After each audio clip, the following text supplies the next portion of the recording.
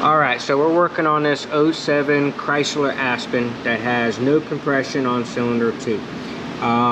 So I went ahead and pulled the radiator and all that. That way I can get in here, and I'm small enough where I can fit in here just fine, taking all that out.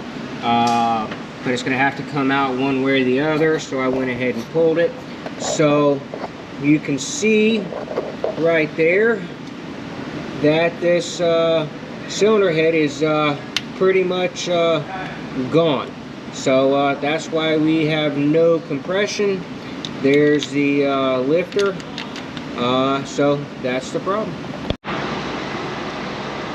Okay, so we got this '07 Chrysler Aspen. We do know that this cylinder here, the lifter arm pivot bracket bolt broke, where the actual lifter goes in, or the rocker arms.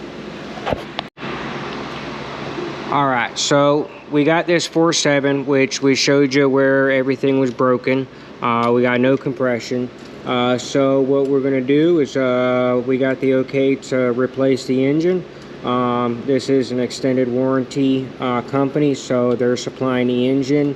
And the engine that we got is used. It's in a little rough shape, not the way we prefer to do work here. But the extended warranty company's paying for it, so if this used engine that we got fails, it's unfortunately on them. So we're gonna go ahead and replace this engine with a used engine. So I'm gonna go ahead and put you in time lapse, and we'll get this engine pulled out, and then once I get it out, get ready for the new one to go in, I'll show you what we're gonna do to take care of it from there. So there's going to be some things that need to be done, you know, intake gaskets, oil pan gasket, rear main seal, front crank seal, so little stuff like that. But we'll show you on the video, and so here we go. Alright, so before we get started tearing this thing down, like I was telling you about this side head over here, I went ahead and took all the accessories off, just to make it a little bit easier to get the valve cover out. So today, once we got the engine in our hands, I went ahead and took the front grille off, a couple of bolts, 4 bolts, plus the front grille, which is held in by 3 bolts or 4 bolts, and a couple of clips down here at the bottom. They're just squeeze clips, and they comes right off. So now we have this whole area opened up. The radiator condenser comes out. You do got to suck down the air condition, so take it to the shop, have them suck it down if you're doing this at home, but get that done. Battery tray comes out. There is 1 bolt for the battery tray down here, right here. It is a pain in the butt. And then there's back one back over here, and then your top bolts that hold that bracket assembly for the battery tray. So we got the harness partially removed, your PCM's back there, so we can get this valve cover off. So now it's just a matter of getting the intake off. The oil dipstick tube can stay there, but we want to go ahead and take it out. That way we have room for the intake when it comes out. Fuel lines, make sure you depressurize the system. There is a Schrader over here to release the pressure. Make sure you do that. It is fuel, so you know, use caution always. Think smart. So you got fuel release valve right there. You got some throttle cables at the top, some hoses. First thing we're going to do is go ahead and get this power steering pump out of the way. It'll sit over here to the side, and then we'll go ahead and start this removal process.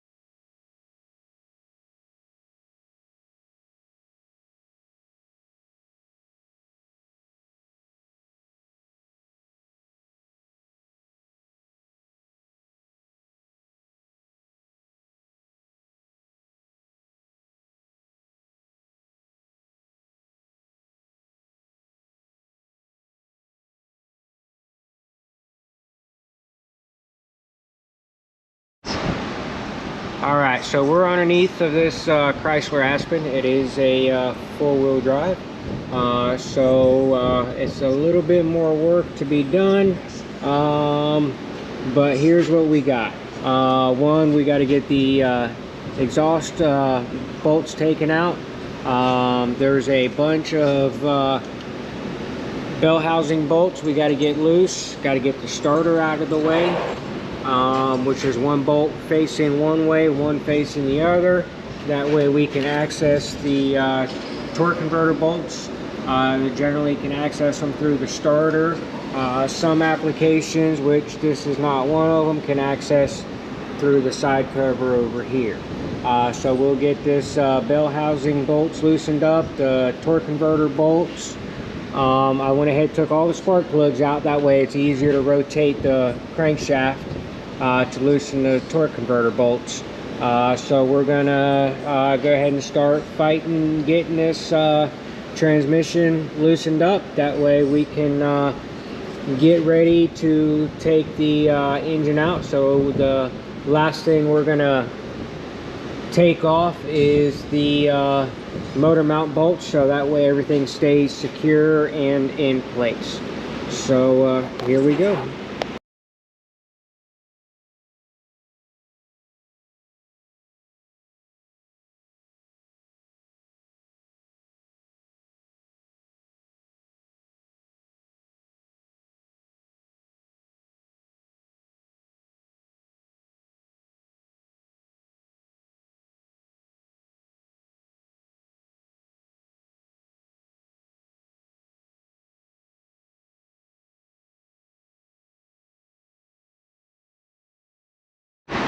Okay, just a little thing that may or may not help some people. Starter, removing the starter on these four-wheel drives. If you didn't have the front differential, it would normally come out right through here. But this being a four-wheel drive, sometimes you can access it through the fender, so it goes right up in between the frame and the exhaust manifold and comes out right through that hole. So that may be a good easier way than to fight everything coming out. Okay, so this does have a plate, and it's a little hard to see, so we're going to try and make this work. It's right there. There's a couple of bolts, one right there, one next to that. You got one facing toward the head is the engine side, and then we come back down to these two bolts here, one there, and you got one facing another direction right there, and then you got one and one. So that plate will come down, and that should give you access to the torque converter bolts, basically through this itty bitty hole right through here, unless there's going to be enough room on this side, which I don't know if there is or not. This one I'm playing by ear, not by the service information.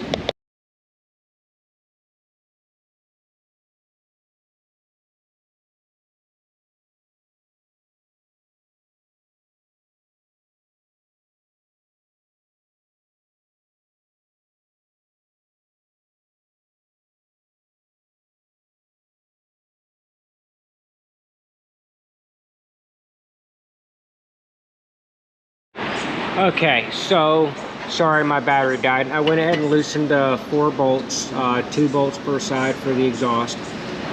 There is a couple of little things. This is the 4-wheel drive, so there is a couple of things we got to do. One is the main bracket. I don't know if you can see it. There's a bolt up there. There's actually 4 of them that secures the front differential. that bracket's got to come loose. These 2 bolts right there have to come out, and there's one more bolt right there that secures this front differential in place. You also got to remove the 4 bolts for the drive shaft. That way we can at least allow this thing to slide back far enough to get this bracket right here out of the way. We may try and avoid removing this, but if we have to, we can. Just a matter of 2 bolts, and that'll come loose. So we're gonna go ahead and start dropping this front differential. That way we can access the torque converter bolts and get this thing ready to roll.